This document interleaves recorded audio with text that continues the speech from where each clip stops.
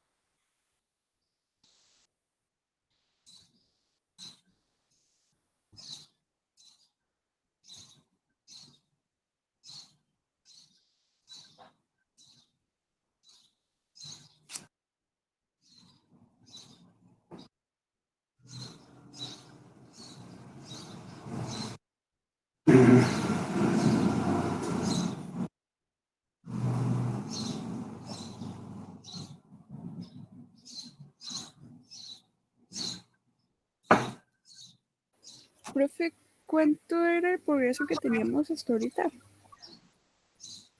El progreso no es tanto el progreso, sino lo que se está evaluando.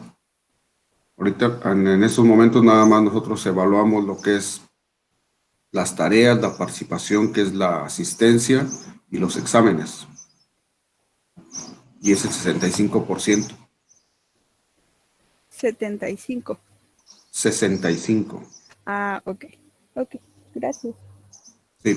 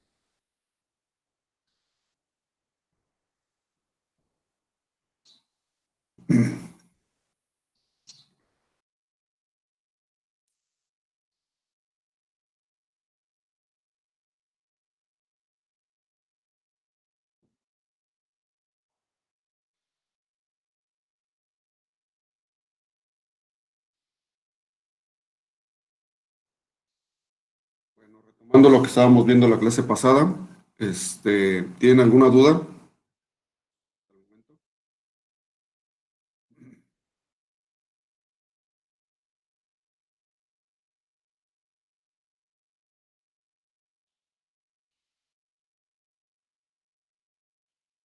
Estábamos viendo lo que eran los mediadores químicos. ¿Sí? Estábamos viendo los mediadores químicos que son liberados por células y estábamos viendo los que ya están preformados. Y uno de esos que ya están preformados son las aminas vasoactivas, la histamina y otra es la serotonina. La serotonina la podemos encontrar aparte de en varias células, principalmente en células del tracto gastrointestinal. En cerebro también la podemos llegar a localizar.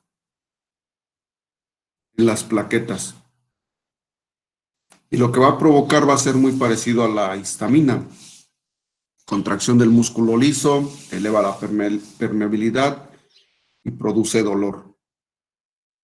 Y esta serotonina tiene mucho mayor actividad en los rumiantes que en los no rumiantes. Ya hemos dicho que la histamina pues, se produce más en los no rumiantes. En este caso, la serotonina se produce en mayores cantidades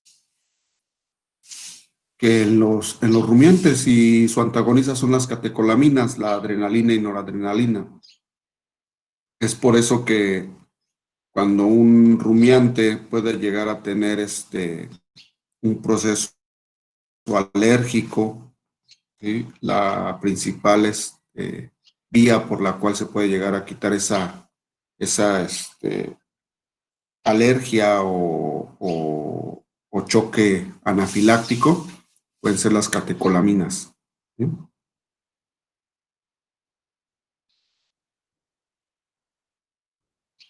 También habíamos visto que la serotonina estimula las terminaciones nerviosas, igual que la histamina. Bueno, estos ya también ya los llegamos a ver, que son los lípidos ácidos. Vienen de la remoción del ácido araquidónico por parte de las fosfolipasas. ¿Sí? Este ácido araquidónico llega al citosol de las células y en las células se encuentran las lipoxigenasas y las ciclooxigenasas.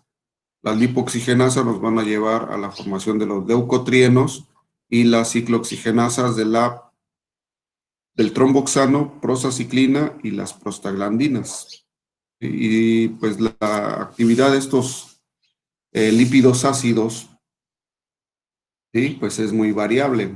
En la parte de los leucotrienos, vemos que pueden llegar a provocar quimiotaxis y por lo tanto activación de los leucocitos, incrementan la permeabilidad vascular, vasoconstricción y broncoconstricción. ¿Sí? En el caso del tromboxano, pues ya vimos que es uno de los que es el mayor agregador plaquetario, ocasiona vasoconstricción local. ¿Sí? La prozaciclina regula la función de las plaquetas. ¿Sí? Entonces, evita que otras plaquetas se activen. Entonces, va a regular la función plaquetaria. Y hay otras prostaglandinas que también nos van a llegar a producir vasodilatación, estimular las terminaciones nerviosas y también van a intervenir en otras muchas funciones, como es la producción del ácido clorhídrico, perdón, la producción de moco en el tracto gastrointestinal y también van a producir vasoconstricción y broncoconstricción en los pulmones. Ya lo habíamos estado checando esta vía de cómo se producían estos ácidos, eh, estos lípidos ácidos. ¿Sí? Ahora, en el caso de las ciclooxigenasas, hay dos grupos de las ciclooxigenasas, las COX-1, que tienen que ver con efectos homeostáticos, y las COX-2, que tienen que ver con efectos inflamatorios. Es por eso que los desinflamatorios no esteroidales, que son los que inactivan a estos sistemas enzimáticos, están más dirigidos a reprimir o inactivar a las COX-2, que son los que tienen que ver con la inflamación. Sí, las COX-1 van a producir eh, estos lípidos ácidos para la protección gástrica, la homeostasis renal, ¿sí? Entonces son eventos homeostáticos más que inflamatorios. También estos fármacos, que son los desinflamatorios no esteroidales, van a inactivar o van a ser un poco más específicos para COX-2, pero irremediablemente muchos de ellos llegan a inactivar un poco a COX-1. Es por eso que nosotros estábamos hablando por ejemplo, de la aspirina. La aspirina es un desinflamatorio no esteroidal que va a inhibir o está inhibiendo a COX-2, a los efectos inflamatorios, pero también puede llegar a inhibir en poca medida a COX-1. Y es por eso que si va a evitar las prostaglandinas en el tracto gastrointestinal, entonces los desinflamatorios no esteroidales de cierta forma disminuyen la protección gástrica y pueden llegar a ocasionar gastritis.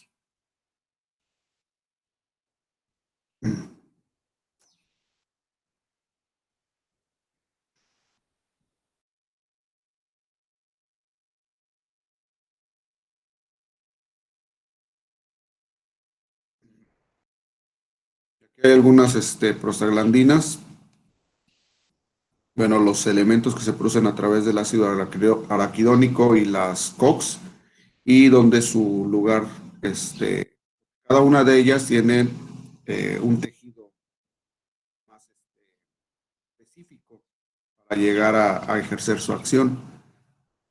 Por ejemplo, en el caso de las prostaciclinas, ¿sí? Tenemos que la vamos a ver ejerciendo su acción más en el sistema nervioso central, en el cerebro, en los riñones, en el endotelio, las plaquetas, el tromboxano. Ya vimos que tiene una gran actividad tanto en las plaquetas como en los vasos sanguíneos, en el músculo. También va a tener efectos en los macrófagos de quimiotaxis, en los riñones, la prostaglandina D en el cerebro y en los pulmones, la prostaglandina E en las plaquetas, cerebro, en los riñones, en los vasos sanguíneos, y la prostaglandina F en el útero, pulmones, en el ojo y en los vasos sanguíneos. Entonces, cada una de ellas pues tiene ciertas actividades más en diferentes tipos de órganos.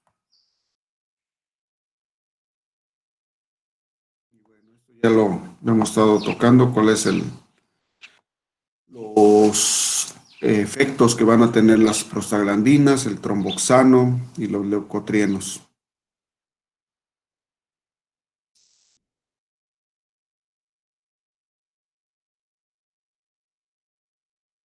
Y bueno, después tenemos que hay diferentes tipos de enzimas que van a tener inactivas los granulocitos, ¿sí? Los granulocitos o las células, a los agranulocitos como los macrófagos, pero también los vamos a encontrar en otras células como las plaquetas, ¿sí? Y son los lisosomas. Los lisosomas van a contener enzimas que están inactivadas, ¿sí? Y que se van a activar generalmente por la concentración de hidrogeniones. Entonces, estas enzimas hay de diferentes tipos dentro de los lisosomas. Tenemos proteínas catiónicas, proteínas ácidas y proteasas neutras, ¿no? Estas proteasas pues se tienen que activar para que empiecen a hacer su acción. Y por ejemplo, las acciones de las proteínas catiónicas es de granulación, ayudan a la degranulación de las células cebadas, producen quimiotaxis a los macrófagos y también tienen un factor que inmoviliza a los neutrófilos en el sitio de lesión. En el caso de las proteasas ácidas, pues las proteasas van a degradar proteínas, ¿sí? Entonces van a degradar las membranas basal, va a haber una digestión intracelular, ayudan a que se forme el fagolisosoma, ¿sí? Van a ocasionar daño extracelular y liberación de leucocininas.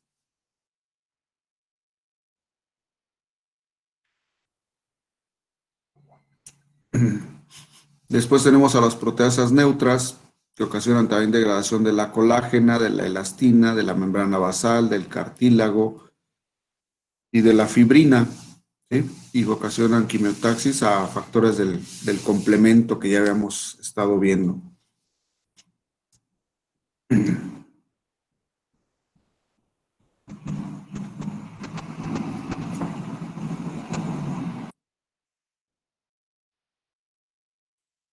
Y también tenemos un grupo se le conocen como citocinas.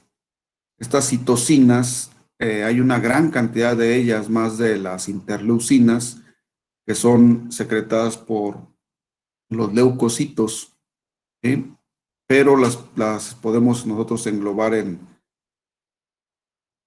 grupos, ¿no? Tenemos a las interleucinas, al interferón, al factor de necrosis tumoral y algunos factores de crecimiento.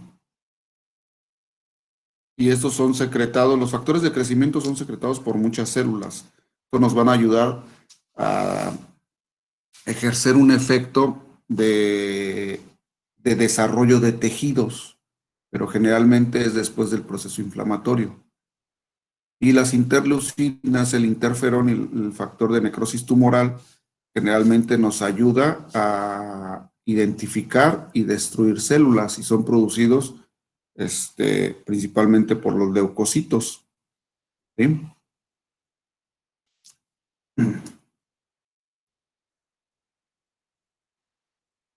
Y bueno, todos los mecanismos que se tienen de señalización y de unión a otras células generalmente son proteínas, ¿sí?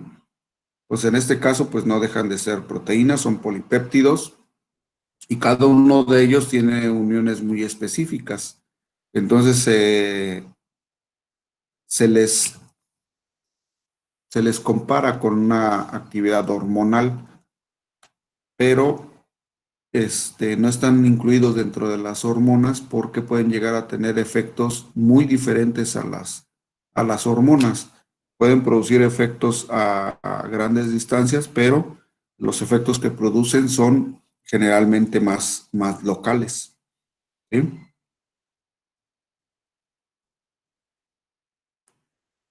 Y bueno, los efectos les digo que son como señaladores, por ejemplo, el factor de necrosis tumoral. Este factor nos ayuda a localizar células que se encuentran dañadas, principalmente del DNA, y que pueden llegar a producir enfermedades como el cáncer. Entonces el factor de necrosis tumoral se adhiere a esas células y las señala para que puedan llegar a ser fagocitadas. Por eso es que se le llamó así, de esa forma, factor de necrosis tumoral. Por ejemplo, el interferón inhibe la actividad viral dentro de las células. Recordemos que los virus, por ejemplo, lo que hacen cuando penetran una célula es controlar la síntesis de proteínas para producir una mayor cantidad de virus. Entonces, lo que hace el interferón así de forma general es adherirse a esa célula e inhibir todo este proceso de síntesis proteica. Entonces nos va a ayudar a reconocer células que están eh, produciendo virus. ¿Sí? Y las interleucinas así tienen factores mucho más diversos, ¿no? Porque también las interleucinas pueden llegar a producir, estimular las terminaciones nerviosas, producir vasoconstricción local, pueden llegar a activar ciertos núcleos en el sistema nervioso para empezar a ejercer ciertos efectos, ¿sí? Por ejemplo, la fiebre. Entonces, y ocasionan algunos efectos sistémicos, por ejemplo, el dejar de comer. Algunos de estos factores van a ayudarnos o se les conoce, por ejemplo, como factores caquéxicos que estimulan a que el individuo deje de comer.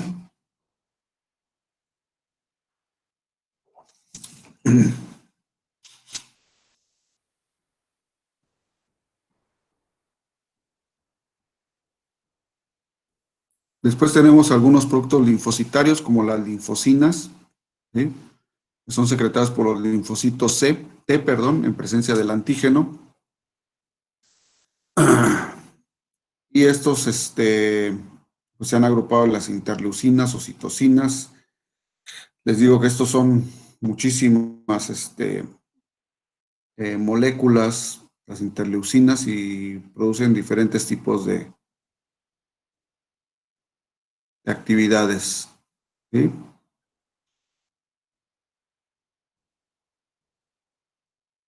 Una cosa importante de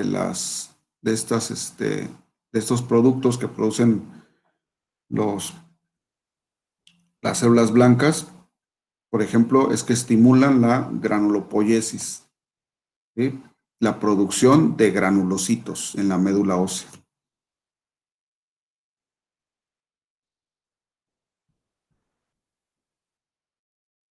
Hay otros que se conocen como pirógenos endógenos, ¿sí? Que corresponde al grupo de las interleucinas. Estos pueden inducir a que se produzca fiebre. Un pirógeno es toda aquella molécula que puede producir fiebre, ¿sí? Y hay unos que son endógenos, y esas son las interleucinas, y son liberadas principalmente por los leucocitos. Y es por eso que cuando hay un proceso infeccioso o de muerte celular sistémico, se llega a producir fiebre porque se liberan estos pirógenos endógenos. Bueno, esto ya lo hemos estado viendo, que son las actividades de estos mediadores químicos, ¿no? Es otra tabla en donde están los principales efectos de los mediadores químicos.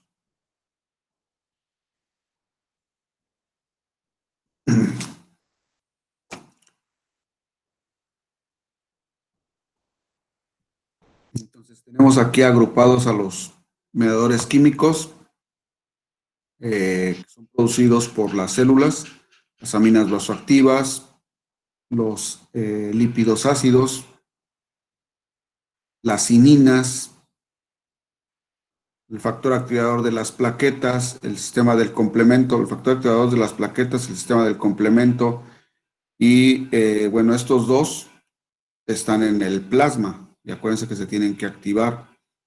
Y tenemos a las citocinas, que dentro de las citocinas tenemos plasmáticas y celulares, ¿sí?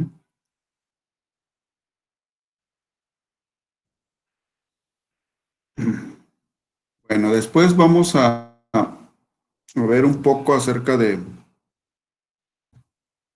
las células que llamamos blancas o los leucocitos. Y primero, para poder entender un poquito acerca de los leucocitos, vamos a ver que tienen diferentes orígenes, a pesar de que se produzcan en la médula ósea, se producen dos grandes grupos. En la médula ósea encontramos una célula madre pluripotencial que se puede diferenciar en una célula madre mieloide y una célula madre linfoide. La célula madre mieloide, ¿sí? Si estamos hablando de los leucocitos, nos va a producir los granulocitos, ¿sí? Que son los neutrófilos, eosinófilos y basófilos. Pero dentro de este grupo también produce a los monocitos. Estos monocitos son los macrófagos, ¿sí? Pero los conocemos como monocitos cuando están en torrente sanguíneo y no tienen actividad fagocítica. Posteriormente, si se activan, se van a convertir en macrófagos, estos monocitos. Y también nos da origen esa célula madre mieloide, nos va a dar origen a lo que son las plaquetas y los eritrocitos. Y por el otro lado, la célula madre linfoide nos va a dar origen a las células, a los linfocitos T, linfocitos B y las células NK.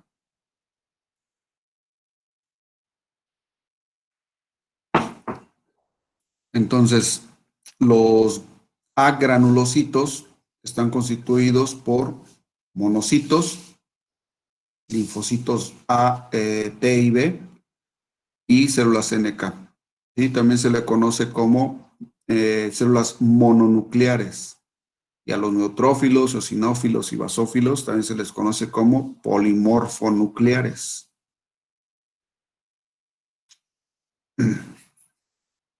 Y se pueden llegar a reconocer o se les da el nombre, por ejemplo, a los granulocitos, de acuerdo a la afinidad tintorial. Entonces, a la afinidad tintorial de sus gránulos. Entonces, ¿qué afinidad tintorial tienen los eosinófilos? Hacia la eosina, ¿sí? Que es una de los principales colorantes que se utiliza para, en citología, la tinción de HE, hematoxilina y eosina. Entonces, los eosinófilos, los gránulos de los eosinófilos tienen afinidad por la eosina. Y la eosina va a teñir de color rosa, ¿sí? Va a depender de la actividad de cada célula para que este rosa se vea más pálido o un poquito más fuerte. Y entonces los basófilos tienen afinidad por la hematoxilina, ¿sí? Y la hematoxilina es azul o morada.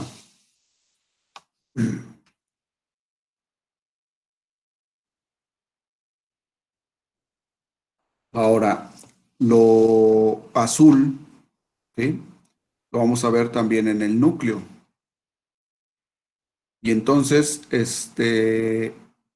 la hematoxilina, el núcleo se va a teñir de azul porque tiene una actividad del DNA. El DNA es un ácido. Entonces la hematoxilina va a teñir o tiene afinidad por los ácidos.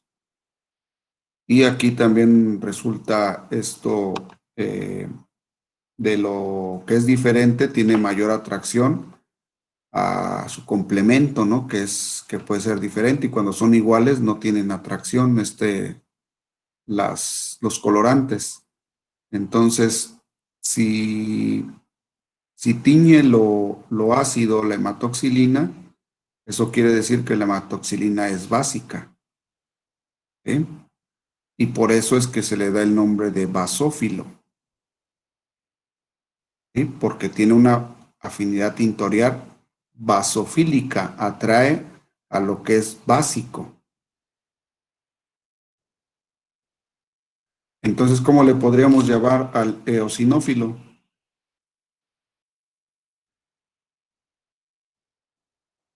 Un acidófilo, ¿sí? Porque tiene afinidad tintorial a lo ácido, ¿sí? Que contiene la eosina, pero se le llamó eosinófilo.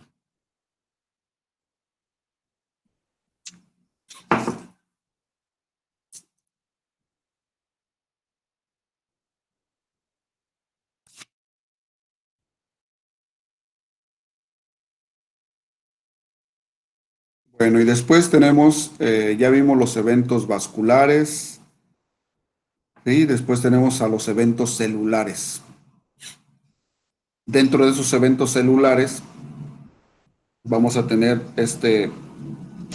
lista de eventos. Primero, ya vimos que cuando se rompe la corriente laminar, empieza una marginación y las células empiezan a rozar con el endotelio vascular. Eso es lo que conocemos como marginación. Después surge la pavimentación, después la emigración, después la migración, quimiotaxis, acumulación o agregación y fagocitosis. Ese es el grupo de eventos celulares que vamos a tener cuando se produce un proceso inflamatorio. Entonces, vamos a ver lo que es la marginación. La marginación, entonces, se presenta porque se modifica la circulación laminar y entonces hay contacto con el endotelio. Al haber en contacto con el endotelio, va a haber o se va a empezar a generar una adherencia, ¿sí? El endotelio, cuando se empiezan a dañar las membranas, ¿sí? De este endotelio, va a haber una mayor adherencia y esta adherencia va a estar mediada por proteínas. Y también esas proteínas las vamos a encontrar en los leucocitos, las células blancas.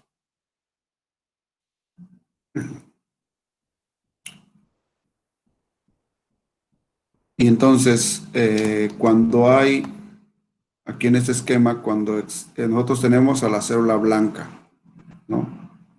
Y esta célula blanca tiene receptores, y una vez que esos receptores se activan, tiene receptores para una proteína que se llama selectina.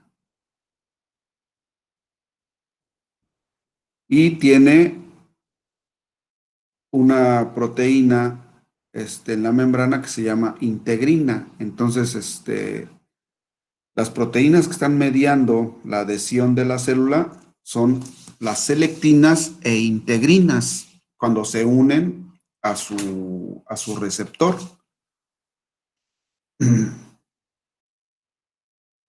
Y entonces vamos a tener que la selectina se encuentra en el endotelio. Aquí está el endotelio vascular, aquí están las células blancas. Y cuando esa célula blanca tiene esa marginación, ¿sí? Y se empieza a chocar con el endotelio, va a exponer lo que son las selectinas, esta proteína. Y también va a exponer lo que es el receptor de integrinas. Y es como si fuera una, eh, son proteínas, esas selectinas e integrinas son proteínas adherentes, como si a la hora de ir rodando, acuérdense que el leucocito pues lleva una fuerza, ¿sí? Que es la fuerza de circulación, la presión sanguínea, y tiene que detenerse. Entonces por eso es que se da esta marginación. Después, antes de la pavimentación es cuando ya se adhirió, pero antes de la pavimentación, esta célula, ¿sí? Va a tener un rodamiento, va a rodar y se va a empezar a adherir a través de las selectinas e integrinas y sus respectivos receptores, ¿sí? Entonces esta célula va a rodar y se va a detener. Ya cuando se detiene, ¿sí?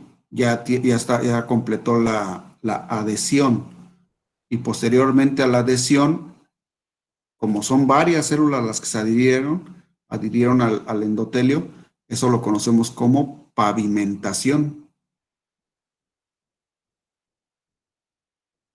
Y estas proteínas y receptores de proteínas, ¿sí? Que tienen su membrana, va a hacer que se active este leucocito. Recuerden que todas estas proteínas que están en la membrana están íntimamente relacionadas con el citoesqueleto. El citoesqueleto es el que le da forma a la célula. Y entonces esta célula lo que hace es empezar a modificar su citoesqueleto, y entonces empieza a cambiar de forma. Y en el proceso inflamatorio, ¿sí? Se elevó la permeabilidad.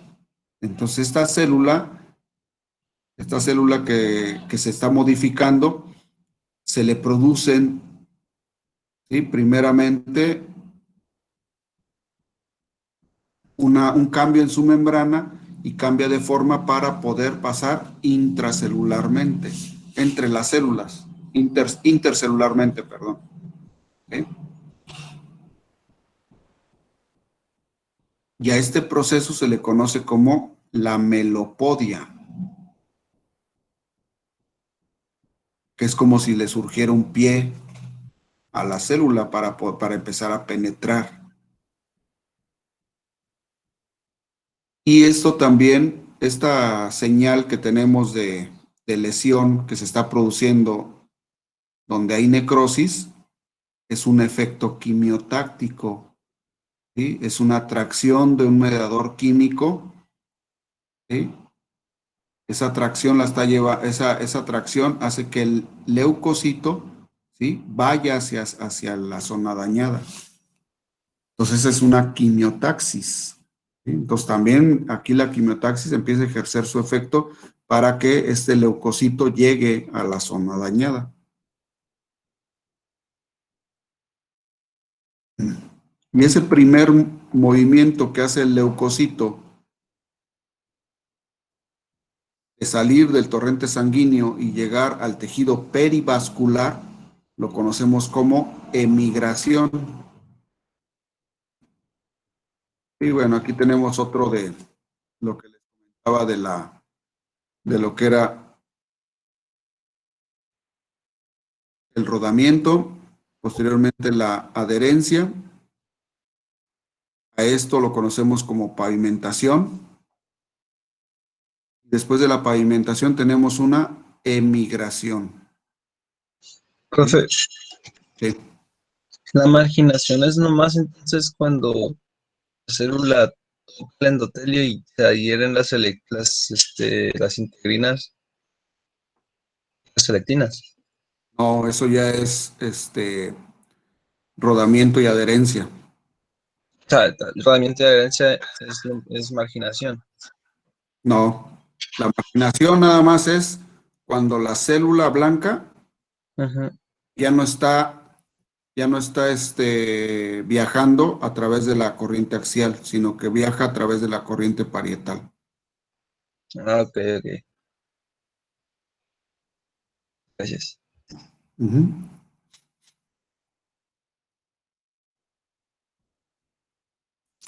Y bueno, entonces, hay una emigración, ¿sí? Del espacio, del flujo sanguíneo, del espacio vascular, se va a ir al espacio perivascular.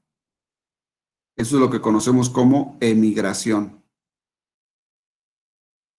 Y migración es cuando va del espacio perivascular a la zona de lesión.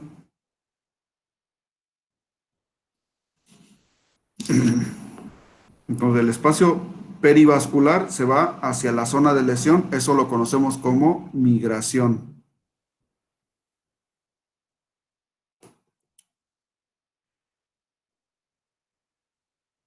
Y también esta célula blanca, este leucocito, ¿sí?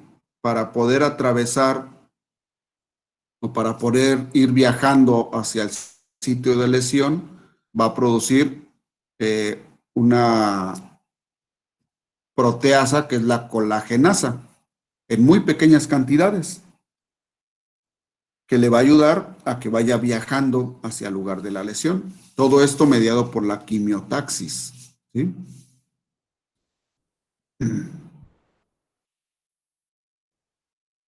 Entonces, tenemos dos eventos, la emigración, que son los leucocitos que salen del vaso sanguíneo al tejido perivascular. Esto lo vamos a ver que va a ser favorecida por la contracción endotelial. El endotelio empieza a tener espacios por donde puede pasar la célula. Se incrementa, ¿sí?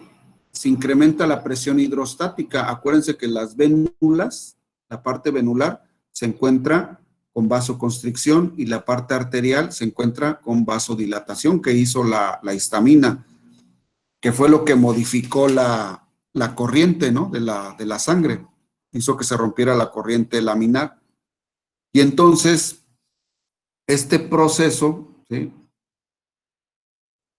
Ayuda a que las células puedan tener tiempo de poder migrar hacia la zona de lesión, porque se está deteniendo un poco la circulación.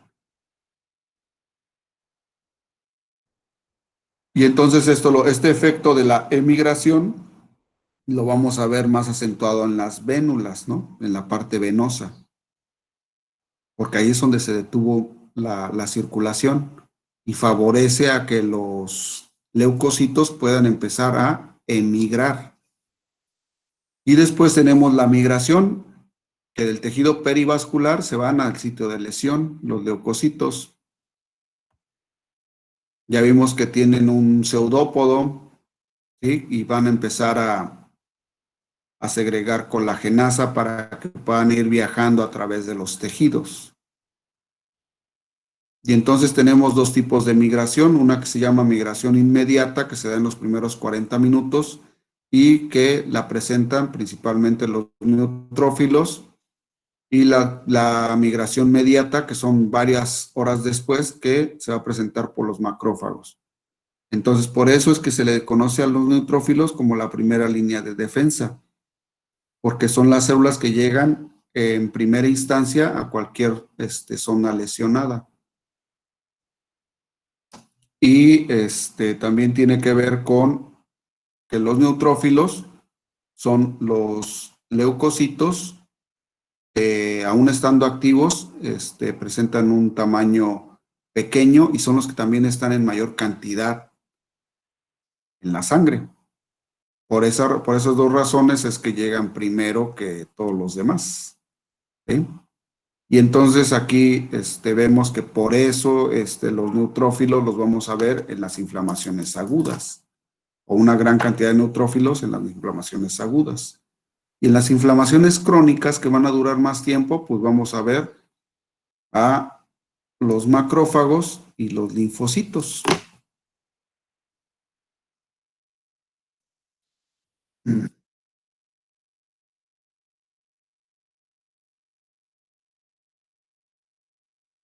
Bueno, tenemos a la quimiotaxis, ¿no? Que hemos hablado de ella, de la quimiotaxis, que es el movimiento direccional de una célula hacia una sustancia química. Es la atracción de esa célula hacia esa sustancia química. Y tenemos, por ejemplo, a los neutrófilos. ¿Qué atrae a los neutrófilos? El complemento, productos bacterianos, la calicreína, los fibrinopéptidos y la lisis de las proteínas plasmáticas. Y también hay otro factor quimiotáctico que realiza la histamina. ¿Sí? Y los monocitos, cuando ya se transforman en macrófagos que se activan, ¿sí? Son atraídos principalmente, son las sustancias que más los llegan a atraer, ¿no? Pueden llegarse a atraer por diferentes tipos de sustancias, pero la reacción antígeno-anticuerpo puede atraer o tiene un mayor efecto quimiotáctico de los macrófagos. El complemento, la C5A, factores liberados por los linfocitos T, y factores que son liberados por los neutrófilos, que son generalmente quimiotácticos para los macrófagos.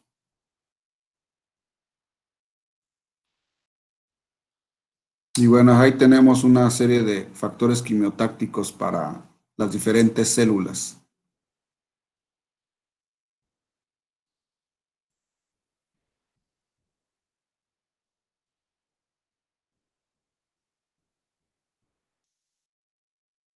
Esas son las fases de la quimiotaxis. Primero se reconoce a la sustancia quimiotáctica, se traduce ese reconocimiento a través del leucocito, ¿sí? Y se produce un flujo iónico para que ese flujo iónico va a hacer que haya un cambio en la polaridad de ese leucocito. Esos cambios en la polaridad también van a aumentar lo que es la actividad celular. Pues va a tener un mayor metabolismo, ¿sí? Y ese mayor metabolismo es para que empiece a modificar lo que es su citoesqueleto. Y esa modificación del citoesqueleto a través del flujo iónico y de la alta energía que tiene ese leucocito va a hacer que se haga la locomoción, que pueda empezar a viajar a través de los tejidos.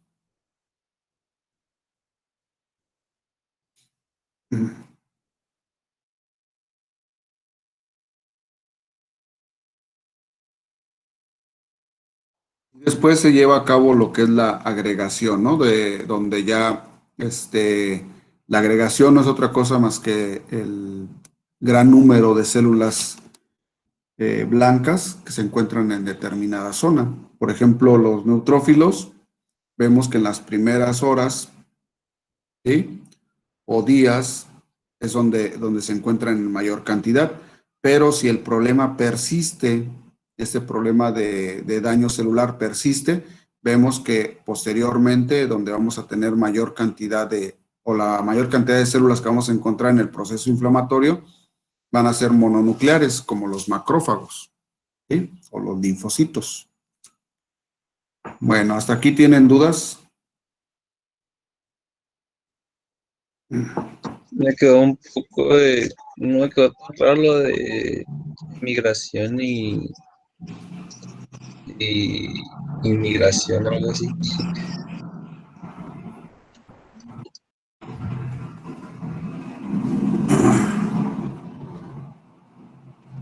La migración es salida de los leucocitos del espacio vascular, que es donde viajan, al espacio perivascular. Y migración es del espacio perivascular a la zona dañada. ¿Solo es en las vénulas? Pues no más asentado en las vénulas, pero también puede pasar en las arterias y en otros lados. Así es. Ok. Todos estos procesos se dan a nivel capilar. Recuerden que es en los tejidos. Ujú. Por ejemplo, no lo vamos a ver esto de la migración y emigración, no lo vamos a ver en un vaso grande, ¿sí? En un vaso de gran calibre. Todos estos procesos se dan a nivel capilar. Ok, ok. ¿Alguna otra Gracias. duda que tengan?